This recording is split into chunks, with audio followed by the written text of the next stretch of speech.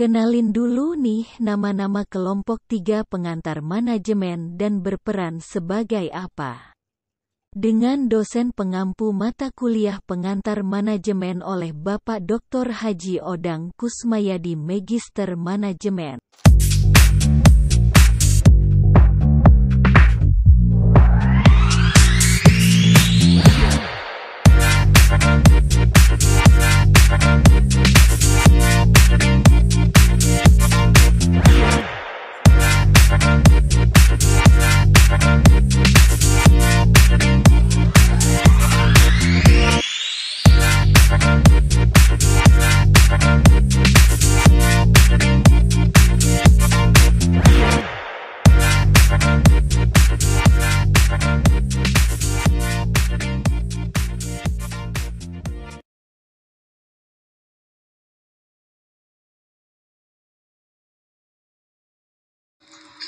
Klien kita sudah sampai mana ya?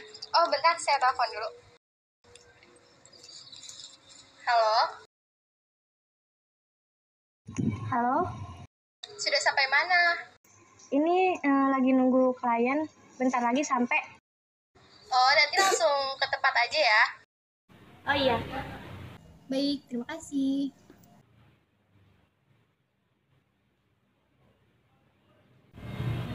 Put, ini lihat deh, ini maksudnya apa ya?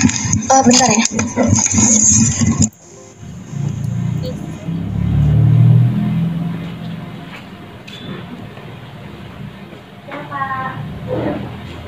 Jalan dulu.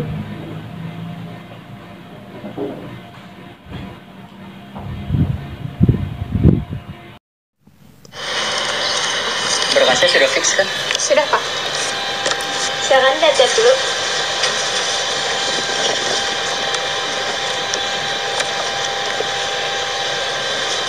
Oke, baik. Gimana hasil proyek kami? Bagus, tapi nanti saya pikir-pikir dulu ya. Oke, siap. Ditunggu kabar baiknya ya. Mungkin meeting hari ini cukup sekian ya. Nanti kalau ada info lebih lanjut bisa tolong kabari sekretaris saya. Berhubung saya ada keperluan ini, Terima kasih sudah berkunjung. Kami tunggu kabar baiknya. Bagaimana tadi hasil diskusinya dengan klien? Sepertinya klien tadi kurang tertarik dengan proyeknya karena ada beberapa hal yang harus diperbaiki. Boleh saya berkasnya?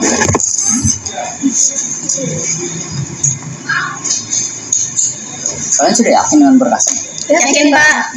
Jangan main-main loh, ini proyek besar kita. 10 menit lagi saya tunggu, cari inti permasalahannya di sini. Ya Allah, aku pasrahkan diriku sepenuhnya pada saat ini. Tadi hasil proyek kita kurang apa ya? Iya. Apa ya? Coba kalian lihat deh. Apa ya? Menurut kalian kurang apa? Kayaknya kurang perencanaan deh. Oh iya. Bener. Ayo kita cari ya.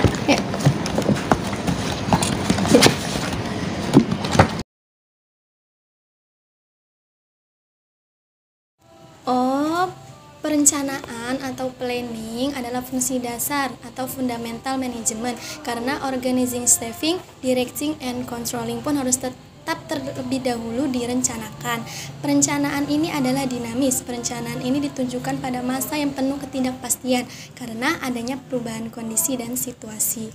Jadi, intinya perencanaan itu adalah pemilihan sekumpulan kegiatan dan pemutusan selanjutnya apa yang harus dilakukan, kapan, bagaimana, dan oleh siapa. Nah, ada juga bentuk-bentuk perencanaan nih. Ada 3, yaitu perencanaan global, perencanaan strategis, dan perencanaan operasional. Perencanaan operasional ini ada 2, yaitu rencana sekali pakai atau single use plan, ada juga rencana tetap atau standing plan. Oh, perencanaan juga penting karena 1. Tanpa perencanaan dan rencana berarti tidak ada tujuan yang ingin dicapai. Yang kedua, tanpa perencanaan dan rencana tidak ada pedoman pelaksanaan sehingga banyak pemborosan. Yang ketiga, rencana adalah dasar pengendalian karena tanpa rencana pengendalian tidak dapat dilakukan. Yang keempat, Tanpa perencanaan dan rencana, berarti tidak ada keputusan dan proses manajemen pun tidak ada. Dalam perencanaan juga mempunyai langkah-langkah dan jangka waktu. Untuk langkah-langkahnya itu ada 5. Yang pertama, merumuskan tujuan. Yang kedua, menetapkan tujuan. Yang ketiga, melakukan analisa kesempatan. Yang keempat, melakukan analisa sumber daya. Dan yang terakhir, yang kelima itu mengidentifikasi pengembangan alternatif. Dan untuk jangka waktu perencanaan itu ada 3. Yang pertama, rencana jangka panjang atau long term planning, waktunya itu lebih dari 5 tahun. Dan yang kedua, rencana jangka menengah atau middle term planning, itu waktunya antara 2 sampai dengan 5 tahun. Dan yang ketiga itu rencana jangka pendek atau short term planning, itu waktunya antara 1 sampai 2 tahun. Perencanaan juga memiliki keuntungan. Yang pertama, dengannya perencanaan, tujuan menjadi jelas, objektif, dan rasional. Kedua, perencanaan menyebabkan semua aktivitas terarah, teratur, dan ekonomis. Ketiga, perencanaan akan meningkatkan daya guna dan hasil guna semua potensi yang dimiliki. Keempat, perencanaan menyebabkan semua aktivitas teratur dan bermanfaat. Kelima, perencanaan dapat memperkecil resiko yang dihadapi perusahaan. Ada juga perencanaan mempunyai kerugian. Yang pertama, perencanaan akan membatasi tindakan dan inisiatif para bawahan karena mereka harus bekerja sesuai dengan pola yang ditetapkan. Kedua, perencanaan menyebabkan terlambatnya tindakan yang perlu diambil dalam keadaan darurat, padahal keadaan darurat perlu diambil keputusan yang cepat. Ketiga, informasi yang dibutuhkan untuk memakai masa yang akan datang belum tentu tepat sehingganya manajer tidak dapat secara pasti meramalkan apa yang akan terjadi pada masa yang akan datang. Keempat, biaya yang diperlukan untuk perencanaan cukup besar, bahkan dapat melampaui hasil yang akan dicapai. Dan yang terakhir, kelima, perencanaan mempunyai penghalang-penghalang psikologis karena orang telah memperhatikan masa sekarang diri pada yang akan datang. Dalam perencanaan, ada syarat-syaratnya juga.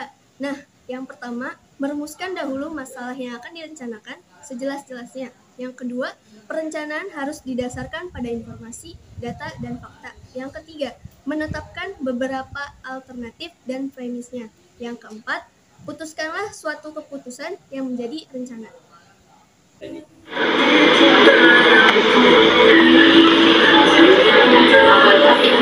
Bagaimana? Apakah kalian sudah menemukan inti masalah dari proyeknya? Sudah, Pak.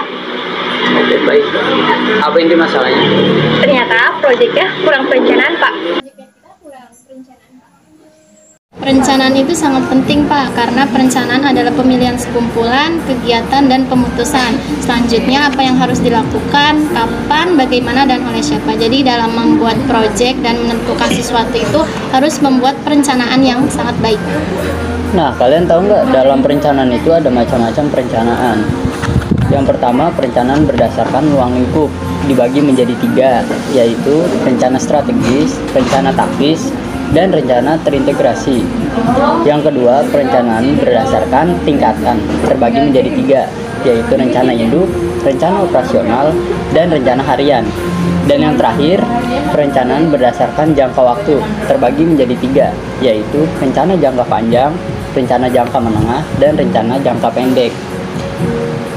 Mungkin itu saja yang bisa saya tambahkan. Untuk besok ada klien baru yang ingin bekerja sama dengan perusahaan kita, dan siapkan proyeknya sebaik mungkin. Saya tidak ingin hal kemarin terulang kembali, dan saya berharap klien ini bisa bekerja sama dengan perusahaan kita. Baik, Pak. Keesokan harinya.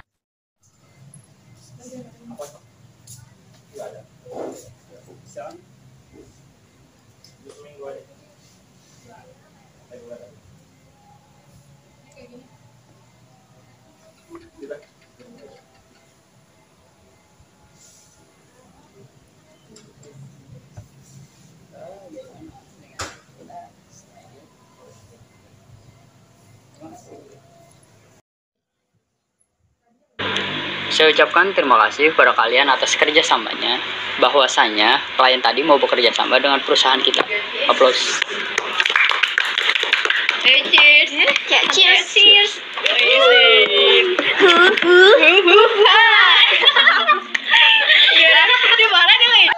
Ceritanya Parti karena bisa bekerja sama dengan perusahaan lain karena telah membuat perencanaan yang sangat baik. Dijedak-jedukin dulu guys.